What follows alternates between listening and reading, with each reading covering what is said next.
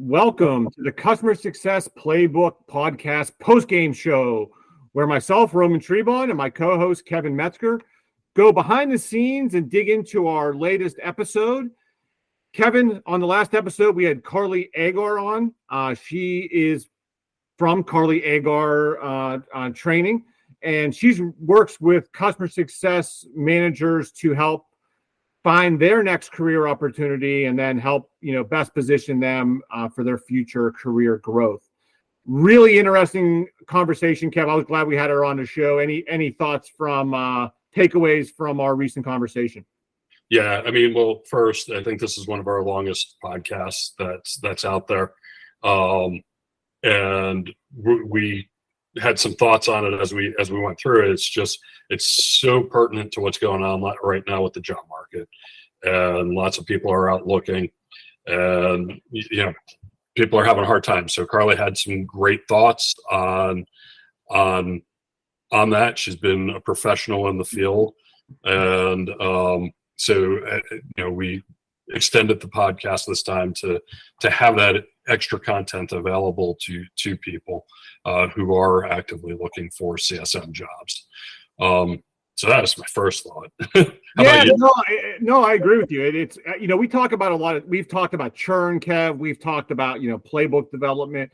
Those are all super interesting, but I think a job, your livelihood, like those are real, obviously, big impacting. That's a big, weight on families as people are going through a career transition. So hopefully, people, there's a nugget or two in there from Carly's conversation, her tips and guidance that people can incorporate and really help them. And I definitely recommend if your audience hasn't checked out Carly's site, go to her site, check her out. She does great work. Yeah. And so you were talking about some of the nuggets, and one of the things that she brought up was the networking levels, right? Yeah.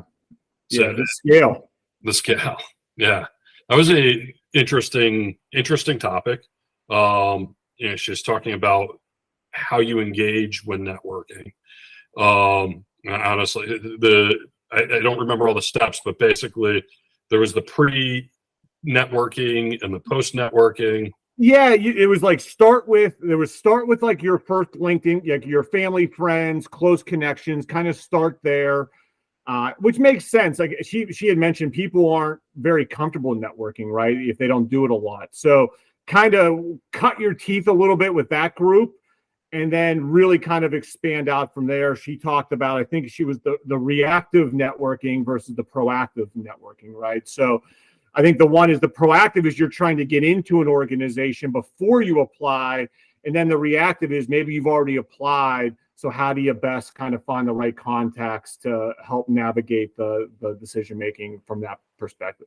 Yeah, and then one of the other things she was saying is a lot of people are nervous about reaching out to an executive, but as a CSM, who might be the hiring executive or the up level, right?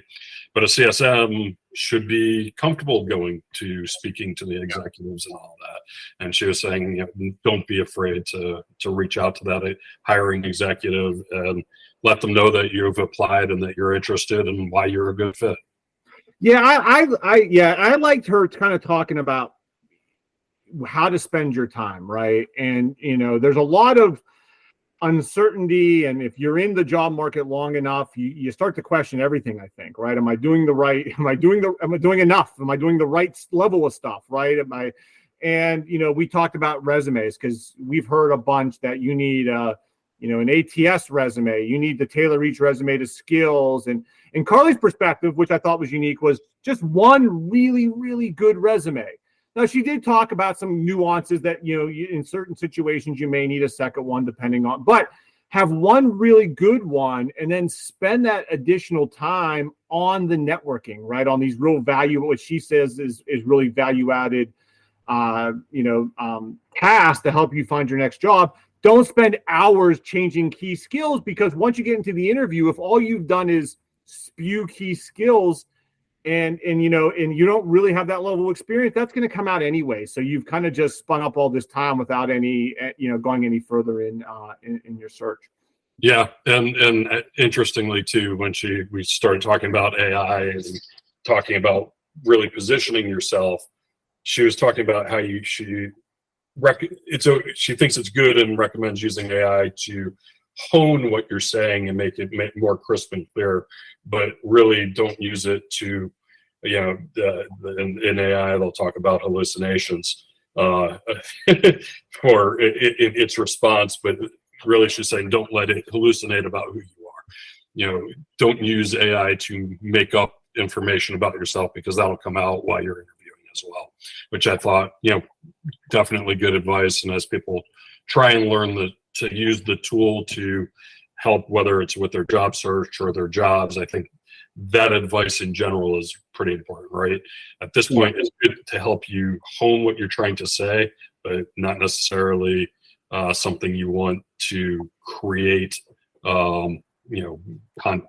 content that you haven't been able to verify, specify, adjust, make your own. It's got to be your content. It's got to be your personal brand, your marketing, your personal marketing plan. It can't be this AI version of that, right? Which sounds great and has all the buzzwords, but it's not really what you've done, right? And the last thing, Kev, for me that stuck out, I'm glad she raised it up because we didn't ask about it specifically, is just the importance of managing burnout, right? And finding balance. And it really is a roller coaster, right? I mean, there'll be times where you'll get 5 rejection letters. Hey, we've gone in a different direction, and things seem to be bleak. And then you have a bunch of interviews and things seem to go great. And you do that enough, you can definitely say, like, one of the biggest things is you burn out, and then you just kind of leave the job search, right? You go elsewhere because you've reached a point of frustration. So I thought that was really good, and I know